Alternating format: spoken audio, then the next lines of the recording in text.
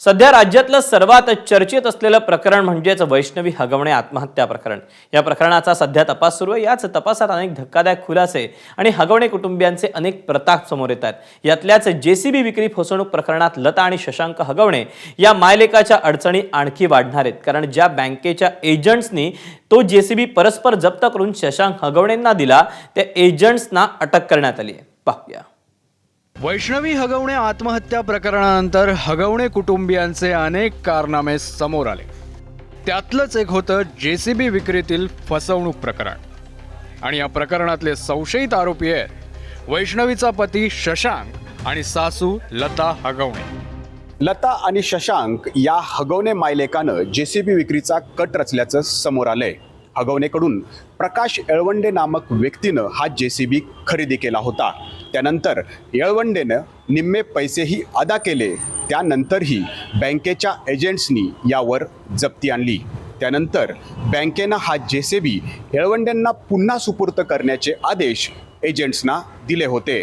मात्र बँकेच्या एजंट्सनी तो जेसीबी येळवंडेच्या ताब्यात न देता शशांक हगवणेच्या ताब्यात दिला। त्यामुळे या प्रकरणात बँकेचे एजंट्स शशांक आणि लता हगवणेच्या कटात सहभागी होते का, असा सवाल उपस्थित होतोय। या प्रकरणात बँकेचे ते तिघेही एजंट योगेश रासकर, गणेश पोतले आणि वैभव पिंगळे सध्या पोलिसांच्या ताब्यात आहेत। या तिन्ही एजंट्सना किंवा रिकव्हरी एजन्सीला हा जेसीबी ताब्यात घेण्याच्या सूचना संबंधित बँकेनं दिल्या नव्हत्या।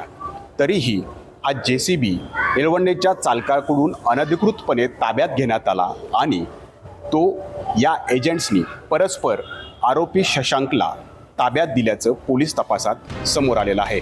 सध्या हा तपास म्हाळुंगे पोलिसांकडे।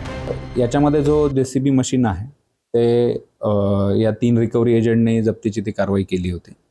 पण ज्यावेळेस ते पार्किंगला घेऊन गेले ऑथराइज पार्किंगच्या ठिकाणी आणि बँकेचे जे प्रतिनिधी त्यांच्याशी संपर्क केला तर त्यांनी स्पष्टपणे सूचना दिली होती, असं त्यांचं स्टेटमेंट आहे की आम्ही सूचना दिली होती की हे जप्त करण्याची आवश्यकता नाही, ते अल्टरनेटिव्ह रिझोल्युशन सेंटरनुसार ती कारवाई चालू आहे।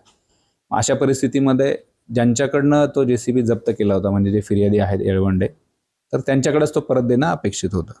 तसं न करता त्यांनी तो जो जेसीबी आहे शशांक हगवणे यांच्या ताब्यात दिला। म्हणजे बँकेची या 3 एजंटना कोणतीही सूचना नव्हती की हा जेसीबी जप्त करा।